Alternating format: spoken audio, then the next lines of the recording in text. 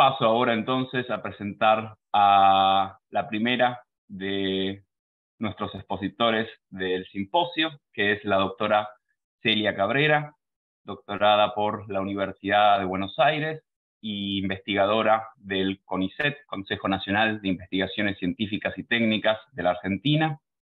Su área de especialidad dentro de la fenomenología husserliana es aquella de la conciencia valorativa y volitiva, la ética y la teoría de la acción. Celia ha realizado estadías en el Archivo Husserl de Colonia y también en la Universidad de Graz, en Austria, y actualmente está realizando otra visita, una Fulbright Visiting Scholar en la Universidad de Stony Brook, New York. Cabe destacar, por último, entre sus publicaciones más recientes, La constitución de la conciencia volitiva y sus implicancias en la ética fenomenológica, y Husserl's Phenomenology and the Problem of the Future Towards a Practical Approach. Sin más, le doy la palabra a Celia para que nos presente su trabajo acerca de reflexiones acerca del sentido de la autodeterminación ética en la fenomenología de Husserl. Celia. Bueno, muchas gracias, Matías. ¿Me escuchan bien? Bueno, muchísimas gracias por la invitación. Bueno, a todos los organizadores, a Flavio también. Bueno, a Matías lo conozco de una estadía en el archivo Husserl. A Flavio no lo conocí personalmente, pero conocí tanta gente que lo conoce que siento que también lo conozco. Bueno, me alegra mucho tener esta oportunidad de compartir mi trabajo con ustedes y voy a hacer mi mayor esfuerzo por hablar un español lo más claro posible, pero por supuesto que en todo caso, en el momento de las preguntas, bueno, puedo reformular algo en inglés o, bueno, en, me lo hacen saber y no hay ningún inconveniente. Sim, pode, porque eu estou participando dessa reunião. Bien. Bueno, entonces este trabajo que voy a presentar hoy es, un trabajo que está relacionado con mi investigación sobre la ética de Husserl, como decía Matías, que fue el tema de mi tesis de doctorado. Y que, bueno, parcialmente también es el tema de mi investigación postdoctoral y de mi investigación actual. El trabajo está centrado en la noción de autodeterminación en la ética husserliana, y es una reflexión bastante global, donde no me concentro en un aspecto o en un periodo, no me concentro en un periodo específico de la ética de Husserl, de la producción de Husserl, aunque claramente hay diferencias entre su producción temprana y su producción más tardía, pero mi idea fue presentar un recorrido por distintas etapas para tratar de esclarecer algunos aspectos que están en la base de la noción husserliana de autodeterminación, o también como Husserl utiliza otros términos para referirse a la autodeterminación, como autorregulación, autoconfiguración ética de la vida. Básicamente hay dos aspectos en los que me concentro en el trabajo. Uno es la dimensión temporal, el horizonte temporal de las tomas de decisión, y el segundo aspecto es las restricciones a la voluntad, es decir, los límites de la libertad de la voluntad. Entonces mi trabajo está dividido en dos secciones. La primera se titula Anticipación, Decepción y Motivación Volitiva, y la segunda se titula Lo posible y los límites de la voluntad. Bueno, voy a leer el trabajo y espero hacerlo claramente. Cualquier cosa, como les decía, me consultan después. Bien, así que la primera sección está titulada, como decía, Anticipación, Decepción y Motivación Volitiva. Uno de los temas que aparecen en primer plano en las reflexiones de Husserl sobre ética, especialmente a partir de la década de 1920, es la posibilidad de las personas de configurar su vida libremente a partir de su voluntad. En sus palabras, ser causa suya de su moralidad.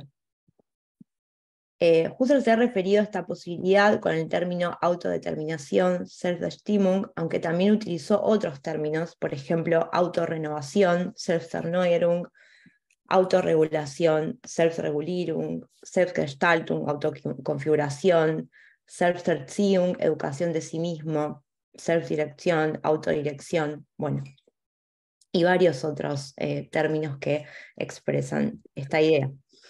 Entendidos en sentido fenomenológico, todos estos términos refieren a la experiencia de la capacidad de actuar a partir de las propias intelecciones y voliciones, es decir, la experiencia en la que nos concebimos como agentes y responsables de nuestras decisiones. Reconocer la importancia de la autodeterminación en la ética no equivale necesariamente a defender una forma ingenua de racionalismo, según el cual podríamos fácilmente traer a plena luz la totalidad de las motivaciones que operan en nuestras acciones y ponerlas de modo absoluto. Por lo menos, este no es el caso en la filosofía de Husserl. La posibilidad de reflexionar y ser agentes de actos libres no excluye que seamos también sujetos de habitualidades, de tendencias pasivas y oscuras. Somos lo que somos como personas, con nuestros sentimientos, convicciones, proyectos personales, y solo sobre esta base puede tener lugar toda realización de la autonomía racional. De otro modo, la autonomía y la autodeterminación no tendrían sentido. Según entiendo, una de las intuiciones de la ética husserliana es que la motivación para la libre autoconfiguración de nuestra vida se encuentra en nuestro camino de vida individual y no fuera de él. En un sentido más general, podemos afirmar que gran parte de la cuestión se dirime según cómo interpretemos la noción de autoconciencia, que es uno de los conceptos que está en la base de la posibilidad de autodeterminación. Por ejemplo, como señaló Christine Korsgaard, aunque desde otra perspectiva, que la mente humana sea autoconsciente no significa que sus contenidos sean completamente accesibles, que siempre podemos tener certeza sobre lo que estamos pensando, sintiendo y queriendo. La mente humana es autoconsciente en el sentido de que es esencialmente reflexiva. Entendida de este modo, la autoconciencia y la reflexión abren la puerta a la normatividad, pues nos permiten tomar distancia de lo que hacemos, cuestionarlo y en este sentido fundan la posibilidad de regular la conducta según un ideal de autoperfeccionamiento. En la ética de Husserl se pueden encontrar muchas reflexiones en esta dirección. De acuerdo con Husserl, la posibilidad de regular las acciones y orientarlas hacia una meta supone la capacidad de reflexionar en el presente sobre la vida pasada y al mismo tiempo sobre las expectativas futuras con la finalidad de reafirmarlas o redefinirlas. En los artículos Renovación del hombre y la cultura de 1922-1924, del cual se cumplen este año el aniversario, entre este año y el año próximo, se cumplen los 100 años de la publicación, Husserl se refiere a la condición de este proceso bajo el título justamente autoconciencia. El término autoconciencia, dice Husserl en Renovación, refiere a un autoexamen personal y a la capacidad que en él se funda de tomar postura reflexivamente en relación con uno mismo y con la propia vida. La autoconciencia en sentido ético alude a la capacidad de valorar los actos, los motivos, los medios y los fines elegidos en el dominio de las posibilidades prácticas y, como veremos, de acuerdo con el imperativo ético de, dice Husserl, hacer lo mejor posible entre lo alcanzable. A la luz de esta comprensión de la autoconciencia, se puede afirmar que lo que Husserl denomina renovación, autodeterminación, autorregulación o autoconfiguración es una forma de transformación de la relación del sujeto con su propia vida, en la que comienza a interrogarse sobre el modo en que ésta transcurrió hasta el presente, sobre las valoraciones, los juicios que motivaron cada decisión. Un aspecto importante es que para Husserl la reflexión ética que entra en juego tiene un carácter general, en la medida en que no se consideran las acciones como si fueran eventos singulares, sino en cuanto forman parte de una clase o índole de acciones que son generalmente buenas y valiosas. De acuerdo con Husserl, esta dimensión general o global de la reflexión ética distinguen al hombre del animal. Dice Husserl que el animal, cito, desconoce lo que el sujeto dice en palabras. Quiero en general actuar de este modo siempre que me encuentre en circunstancias de esta índole, dado que tengo en general a los bienes de esta índole como valiosos. Esto estoy citando la traducción de Renovación de Agustín Serrano de Aros, la traducción al español. Por otro lado, la autoconciencia posibilita al sujeto una mirada de su vida como una unidad que permite la configuración de todas sus acciones en función de una meta. Dice Husserl en Renovación, el hombre puede contemplar unitariamente su vida y puede valorarla universalmente por sus realidades y sus posibilidades, y puede tras ello proponerse una meta general de vida en que se someta a sí mismo y someta su vida entera con la apertura infinita del futuro a una exigencia reguladora que surge de su propia voluntad libre. Fin de cita. De acuerdo con esto, entonces, la autorregulación ética supone, por un lado, un acceso a una mirada general sobre la totalidad de la vida pasada, y por otro lado, la capacidad de anticipar el futuro. Es interesante señalar que la motivación de esta preocupación por el futuro es cierta disconformidad o decepción respecto de la vida pasada y presente, lo que podemos llamar, con Husserl, el reconocimiento de su imperfección. Por ejemplo, en un complemento al artículo Renovación como problema ético individual, Husserl sostiene explícitamente que el comienzo de todo autodesarrollo es la imperfección. Ahí utiliza el término Unvollkommenheit. Y la perfección es la idea meta que guía de manera coherente el desarrollo. Y en un sentido muy similar, en las lecciones de Introducción a la Ética de 1920 y 1924, Husserl reconoce como una de las motivaciones centrales de la autoconfiguración ética la captación del hombre de la posibilidad de vivir una vida mejor a la que vive actualmente. Esto no leo la cita, pero es la página 240 de la Husserliana 37. En un sentido similar también, esta es otra fuente, pero en este caso de Husserliana 42, en un manuscrito bastante tardío de 1931, titulado lo que traduje en español como La vida precavida, pero se llama Das vorsorgende Leben, y el cuidado universal por la totalidad de la vida, Husserl profundiza el rol de la anticipación del futuro en la vida humana al que aquí me refiero. La vida humana, dice Husserl, es vida en un horizonte amplio de futuro, en la preocupación por el horizonte de futuro total. Esta preocupación persistente por el futuro tiene su origen tanto en las decepciones como en la experiencia reiterada de la satisfacción. De acuerdo con Husserl, es a partir de la experiencia de la decepción y la satisfacción que se vuelve posible la configuración de una preocupación general por el futuro. Es decir, a partir de la instauración activa de una actitud de cuidado de la vida, Lebenssorge, es la expresión que usa Husserl, y también utiliza el término Selbsterhaltung, la actitud de cuidado de la vida y de autopreservación, podemos decir, o preservación de sí mismo. Surge el ideal de una vida completamente satisfactoria, una vida que no solo tiene un horizonte de futuro concreto, como la vida animal en el caso de la cita de Renovación, sino que procura en el presente una vida futura lo más satisfactoria posible.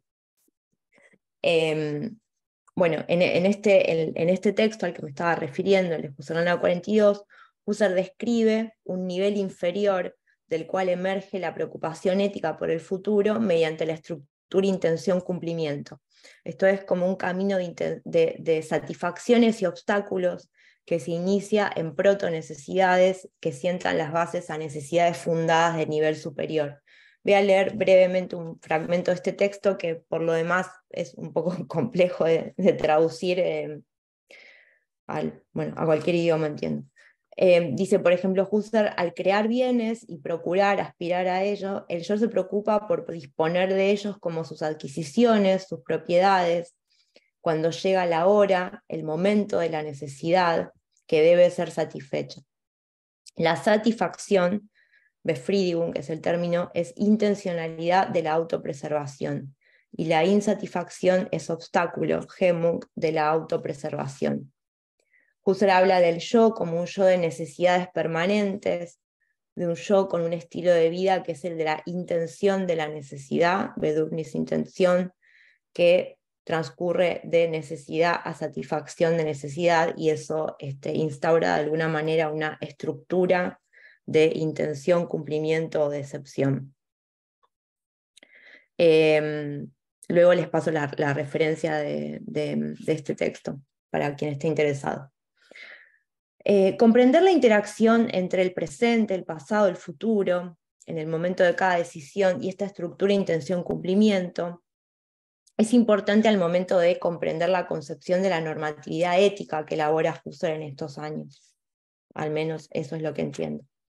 Pues para Husserl, mediante la contemplación del horizonte total de la vida pasada y la reflexión sobre sus posibilidades futuras, el sujeto gana responsabilidad consigo mismo.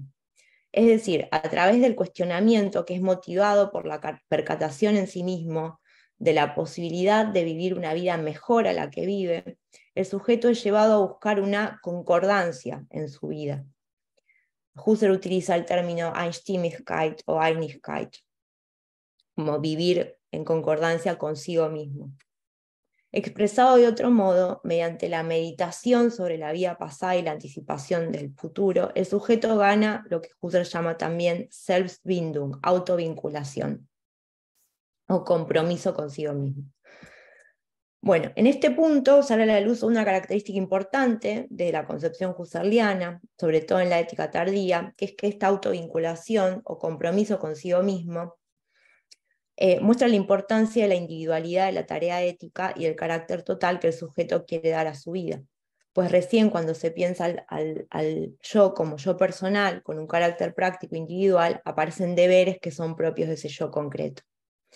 Así, la individualidad es un rasgo ético decisivo en la medida en que fundamenta la responsabilidad de cada sujeto respecto de su tarea ética. Esto es lo que Husserl tematiza en los textos de los años 20 mediante los conceptos de Beruf, vocación, o llamado, Ruf. El yo, de acuerdo con Husserl, siente el llamado, la obligación a realizar un núcleo personal o centro de su persona al cual se encuentra ligado, de modo tal que si no lo realiza, peca contra sí mismo o se traiciona a sí mismo. Así, en la idea de vocación y en la individualidad personal, Husserl encuentra el núcleo de la normatividad ética, pues muestra el modo en que el yo se impone una norma a sí mismo, la norma de la unidad consigo mismo. Este reconocimiento del rol ético de la individualidad permite dar cuenta del modo en que el yo se esfuerza por restaurar la concordancia o armonía cuando considera que se ha perdido y por definir el estilo general que quiere darle a su vida. En un texto también de los años 20, Husserl relaciona esta aspiración a la unidad que recorre la vida humana con el ideal de la autopreservación o preservación de sí mismo, Selbsterhaltung. Dice Husserl, el cambio en las convicciones es cambio en el yo. No tengo convicciones como vivencias pasajeras, sino que las tengo como propiedades. Atraviesa la vida del yo una aspiración por llegar hacia una unidad y hacia una unanimidad en la multiplicidad de sus convicciones, de modo que el yo quiere llegar a ella, permanecer fiel a sí mismo, en la medida en que ya no puede renunciar a sus convicciones y volverse desdichado. Ahí aparece una conexión entre la renuncia a las propias convicciones y la desdicha.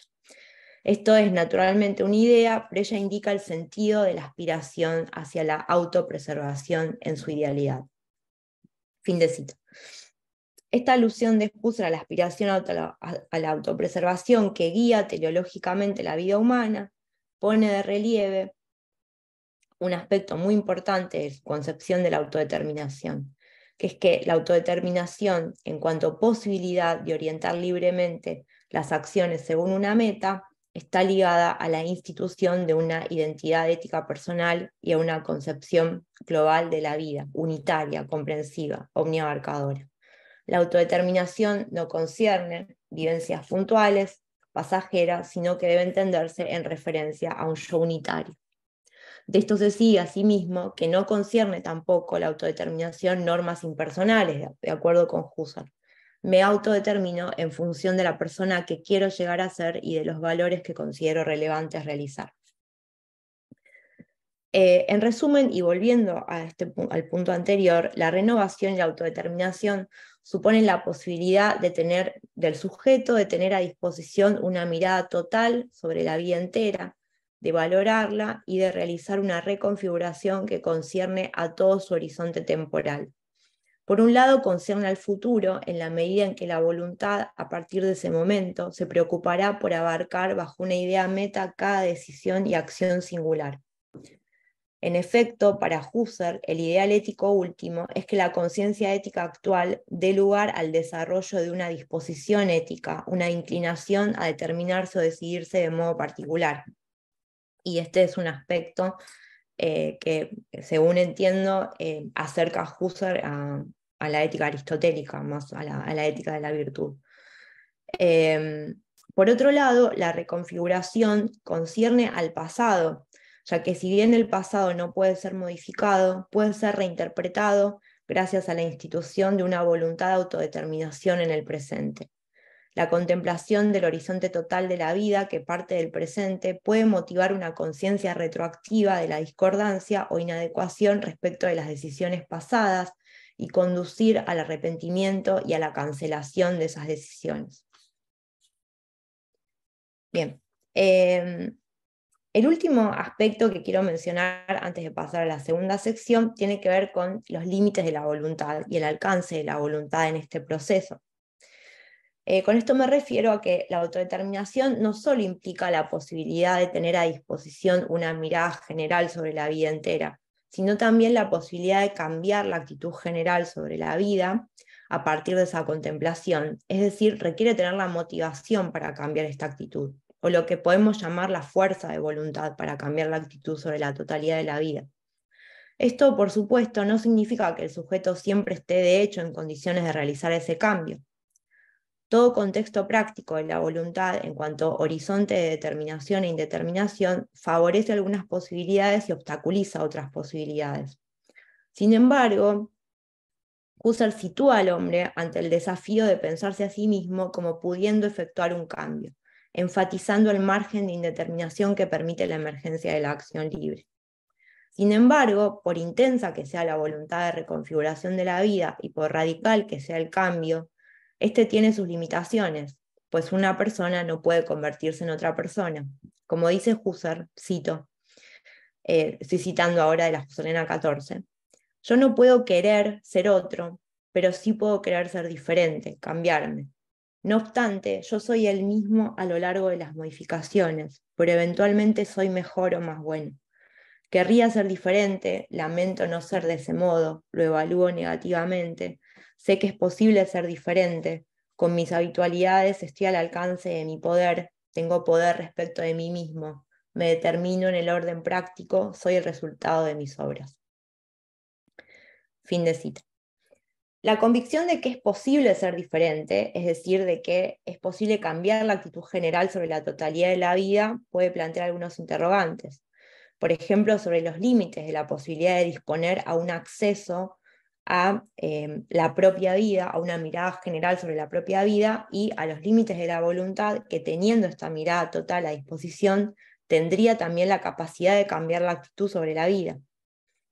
Es decir, se podría objetar, sostener que la característica específica del hombre es contemplar su vida como una totalidad, como dice Husserl, objetivamente constituida ante él, implicaría una confianza ciega en la posibilidad de alcanzar cierta autotransparencia ante mí mismo.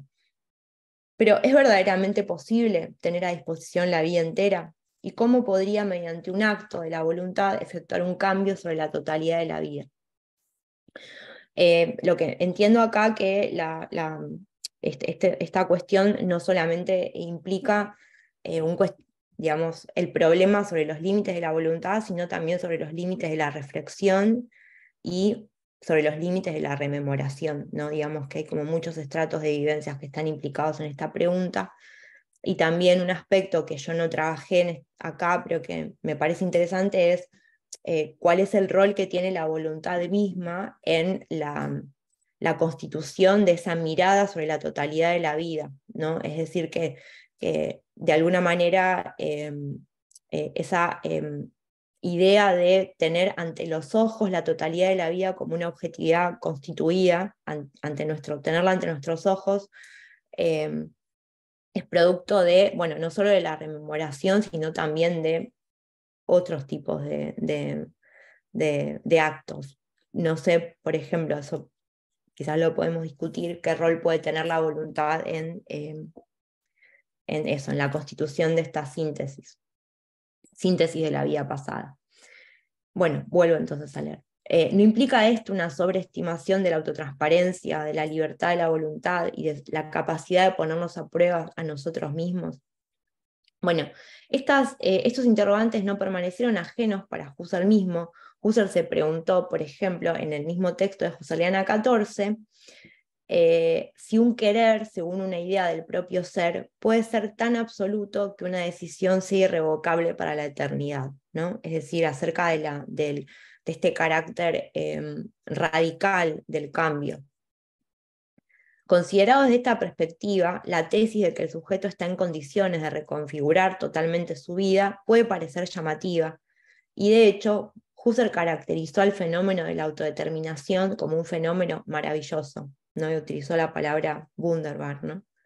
El maravilloso fenómeno de la autodeterminación y la autoconfiguración. La consideración de la autodeterminación como un fenómeno maravilloso enfatiza su carácter disruptivo, es decir, pone de relieve que la autoconfiguración implica un quiebre, como una ruptura, respecto de la sedimentación pasiva de habitualidades, que podría dar lugar a un carácter reiterativo de la acción humana. Del mismo modo, esta caracterización pone de relieve los obstáculos que salen al encuentro del sujeto que aspira a autodeterminarse y a actuar racionalmente a partir de sí mismo. Todas estas cuestiones van más allá de lo que expuse hasta este momento y aluden a las condiciones fácticas de la acción. Según lo que expuse hasta ahora, la voluntad que decide actuar en el presente lo hace en virtud de que puede acceder a una mirada total sobre la vida pasada, valorarla y también anticipar, digamos, en función de que anticipa una meta hacia el futuro. Pero una nueva dimensión de la cuestión surge cuando consideramos la relación entre entre la meta de una acción tendiente a lo mejor y sus condiciones prácticas. Se trata entonces de pensar la autodeterminación ya no en el cruce entre el pasado, el presente y el futuro, sino en el cruce entre lo posible y el ideal práctico que exige hacerlo mejor en cada circunstancia.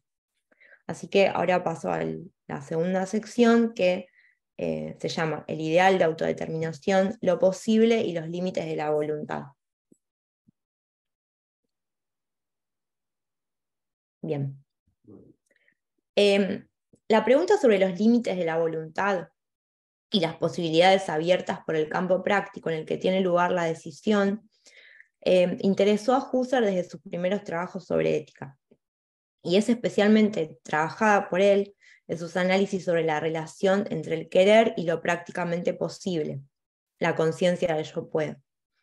Es importante llamar la atención sobre la relevancia de estas reflexiones de Husserl sobre la conciencia del yo puedo para comprender su concepción de la libertad. Entendida fenomenológicamente, es decir, no en sentido metafísico, la libertad es la vivencia de la capacidad de actuar a partir de mí mismo, y en este sentido puede equipararse a la conciencia del yo puedo.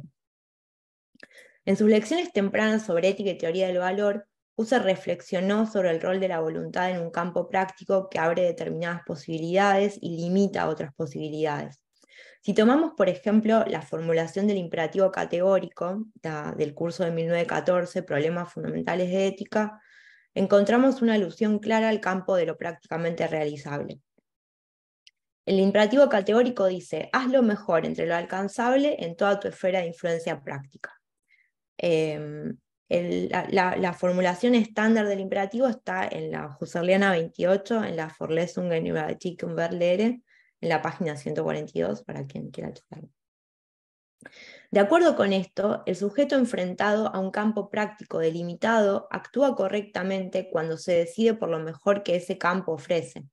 En virtud de que el campo práctico es diferente en distintos momentos, en cada situación lo exigido es diferente, aunque siempre sea exigido categóricamente. En otras palabras, cada situación exige algo distinto, pero en cada caso exige algo determinado, lo mejor que esa situación permita. Algunos años más tarde, Husserl se refirió al imperativo de hacer en cada momento del tiempo lo que en él sea lo mejor posible, y así hacerse siempre mejor según las posibilidades que ofrece el tiempo. Y habló incluso de un imperativo categórico individual de la hora der Stunde, ¿sí? No de la hora, sino que particulariza la exigencia para cada sujeto en cada circunstancia.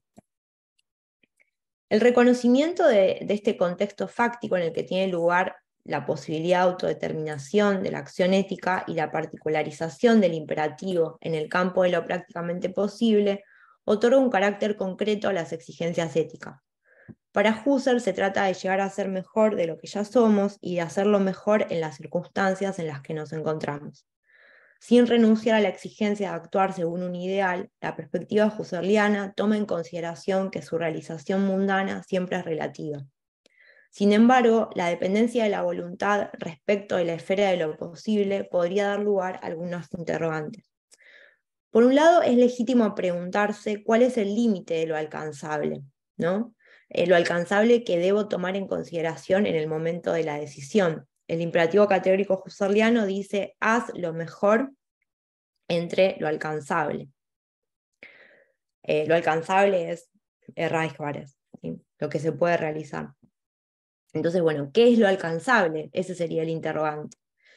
Y ¿cómo puedo saber de antemano, antes de actuar, qué es lo posible y qué es lo imposible de realizar? Por otro lado, considerando que el límite entre lo posible y lo imposible pudiera efectivamente trazarse, uno podría preguntarse si esto no constituye una exigencia demasiado trivial para un concepto de autonomía en sentido fuerte. No requiere una acción tendiente a lo mejor trascender las dependencias y los obstáculos de la voluntad en vistas a una auténtica determinación, no solo aquello que puedo y considero que puedo realizar, cómo determino lo que puedo realizar. Creo que estas cuestiones aluden a dos temas distintos, aunque están relacionados. La primera pone de relieve la dificultad que implica trazar un límite claro entre la certidumbre y la incertidumbre respecto de la posibilidad de alcanzar una meta. Y la segunda cuestiona la dependencia de la voluntad respecto de lo dado, es decir, la posibilidad, bajo la sospecha de que podría menoscabar o atentar contra la posibilidad de autodeterminarme. Voy a tomar ahora el primer interrogante, que es la cuestión relativa a cómo trazar un límite entre lo realizable y lo irrealizable, en la perspectiva de Husserl. Si nos preguntamos qué es lo consciente de antemano como posible o imposible de cumplir, Husserl ofrece en sus textos indicaciones muy breves. Por ejemplo, en este curso de 1914, pone como casos de metas improbables el plan de ser un gran reformador o el fundador de una religión, ¿no? Eso es lo imposible de cumplir para Husserl. Considerando este tipo de ejemplos, Husserl concluye de que tengo que excluir y considerar null, una posibilidad si nada habla a favor de ella. Yo considero que en mi vida nada habla a favor de que voy a fundar una nueva religión, tengo que excluir esa posibilidad. Ahora bien, con excepción de estos casos que efectivamente parecen bastante irrealizables, nuestra experiencia indica que la distinción entre el yo puedo y el yo no puedo tiene un carácter más bien gradual. No hay un yo puedo puro, absolutamente libre de impedimentos. También forma parte del yo puedo un cierto término medio de obstáculos. En este sentido, por ejemplo, las reflexiones centrales de Husserl sobre el yo puedo son las del segundo libro de Ideas. En Ideas 2, Husserl se pregunta qué clase de modificación es el yo puedo, yo soy capaz, yo soy apto, y se refiere a un hacer sin resistencia, una conciencia del poder sin resistencia, y a un hacer en la superación de la resistencia, una conciencia inherente del poder que supera la resistencia y una gradualidad de la resistencia, de la fuerza de superación. Cuando la resistencia se vuelve insuperable, según Husserl, nos encontramos con el no puedo, no tengo fuerzas, no hay manera. Es geht nicht, ¿no? La complejidad de esta noción de lo prácticamente posible, lo realizable, radica en que implica distintos niveles de condicionamientos. Las posibilidades prácticas se vinculan con capacidades, y en este sentido se trata de solo es una posibilidad práctica aquello que se encuentra en mi dominio de acción. Sin embargo, es claro que el dominio de las posibilidades es muy amplio. Ok, me faltan 5 minutos, ¿no? O más. Bien, perdón, porque no tengo el reloj. Okay. Bien, el dominio de las posibilidades prácticas es muy amplio, abarca el mundo, entendido como el todo de los medios de efectuación, el presupuesto de todo obrar, abarca la naturaleza, elementos de carácter intersubjetivo y generativo. Todo campo práctico actual tiene una configuración histórica, social, cultural, en el que ciertas expectativas son favorecidas y otras son obstaculizadas. Así, en la determinación de lo que puedo en el momento presente, intervienen aspectos que conciernen a la experiencia individual, que se relacionan con lo que yo mismo pude y no pude en el pasado, y al mismo tiempo se encuentra atravesado por un pasado comunitario de expectativas cumplidas o frustradas. Como se puede observar, los condicionamientos y en consecuencia el yo puedo es estratificado. Y si el yo puedo es un fenómeno estratificado, también lo es la libertad. Hay una libertad del cuerpo, de los estratos inferiores, de la constitución, incluso la posibilidad de volverme hacia un estímulo en la atención e ignorar otros implica una forma inferior de la libertad, hasta llegar a la libertad de los niveles superiores de la toma de posición en la esfera propiamente personal. Eso relacionado con lo que es prácticamente posible, lo realizable. Bueno, ahora respecto de la segunda cuestión que mencioné, trato de resumirla, reconocer el rol que tiene la configuración del campo práctico presente y la sedimentación de la experiencia pasada en la determinación de lo posible, para Husserl no puede conducir sin más a una aceptación de lo dado. La noción de renovación expresa precisamente la exigencia de que suceda algo nuevo. El énfasis en las distintas formas de dependencia empíricas parece hacer que la libertad y la posibilidad de renovación parezcan limitadas. Por ejemplo, hay un texto en un texto del tercer volumen de los estudios sobre la estructura de la conciencia, Husserl describe todas las distintas formas de dependencia empírica. Dice Husserl, me siento empíricamente dependiente del mundo de las cosas, de mi cuerpo, del subsuelo anímico, de mis pensamientos, de mis asociaciones, luego también de otros hombres, del derecho, de la iglesia. Me apercibo cada vez en un horizonte de dependencia abierto que cambia en el transcurso de mi vida, en el que lo pasado influye regularmente en el futuro. Me siento dependiente en cuanto actuante. No puedo todo, mi poder está limitado. Bien, esto es un texto del tercer volumen de la Husserliana 43. Es parte de los textos en los que Husserl se refiere al concepto de obstrucción, ¿no? de Hemmung. Bien, ahora, todas estas restricciones y dependencias, ¿en qué medida atentan contra la idea de autonomía, contra la posibilidad de autodeterminarme en función de realizar lo mejor que Husserl exige? Ya termino. Considerada, según entiendo, para analizar esta cuestión hay que tener en cuenta que considerada desde la perspectiva de la decisión presente, la autodeterminación implica en cierto modo, como dice Husserl, un quiebre respecto de los determinantes. Y en este sentido entraña cierto heroísmo. Husserl dice, por ejemplo, que el heroísmo es la posibilidad de la voluntad humana de trascender el encadenamiento de meros hechos. En este sentido, un análisis de la autodeterminación que intente complejizar la perspectiva anclada en el presente mediante la contemplación de la experiencia pasada y los límites del campo práctico, no puede pasar por alto este carácter positivo, heroico de la emergencia de la reflexión ética que Husserl de hecho caracterizó como un fenómeno maravilloso. Como mencioné, Husserl analiza la autodeterminación en un juego de tensión o tensión entre factores que nos determinan. Pero si bien estos factores constituyen el trasfondo necesario de todo surgimiento de la reflexión crítica, nunca son condiciones suficientes para su surgimiento. En este punto, un análisis de la autodeterminación que dé cuenta de la complejidad de la concepción de Husserl debe evitar caer en dos extremos. Por un lado, menoscabar en el sentido de no otorgar suficiente importancia al carácter disruptivo de la emergencia de la reflexión ética. Es decir, debe evitar reducir la acción a sus condicionantes. Y al mismo tiempo comprender la posibilidad de una ruptura respecto del pasado y de lo dado como una mera abstracción desligada de sus horizontes y sus motivaciones en la experiencia actual y pasada. Si este último fuera el caso, el concepto de libertad que estaría en juego sería el de una voluntad libre en cuanto a voluntad todopoderosa, una noción que solo puede tener sentido como limes ideal absoluto de toda voluntad actual concreta.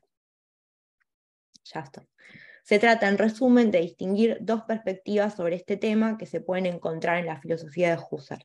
La perspectiva que describe las distintas dimensiones que subyacen las tomas de posición activas y que podrían limitarla, y la perspectiva normativa propia de los textos sobre ética, en el cual el reconocimiento de las dimensiones de dependencia no pone en jaque la libertad humana.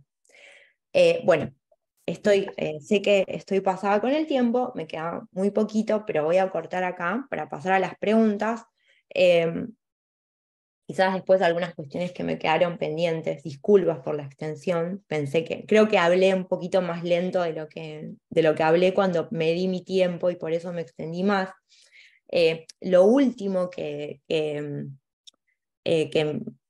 digamos que me restaba mencionar es que es muy notable que en los cursos, cuando Husserl habla de la voluntad, en los textos sobre ética, pone mucho énfasis en el carácter, digamos, en la capacidad ilimitada de la voluntad, ¿no? Para poder sustraerse a las determinaciones, y es muy diferente el modo en que Husserl describe la voluntad en otros textos, por ejemplo, cuando habla de la relación entre la voluntad y los sentimientos. Por ejemplo, en los textos más descriptivos, no tanto normativos, ¿no? En función del imperativo categórico, la voluntad aparece más en este juego de tensiones como, sí, en este juego de dependencia. Bueno, muchísimas gracias por escucharme y por la paciencia. Espero que se haya comprendido.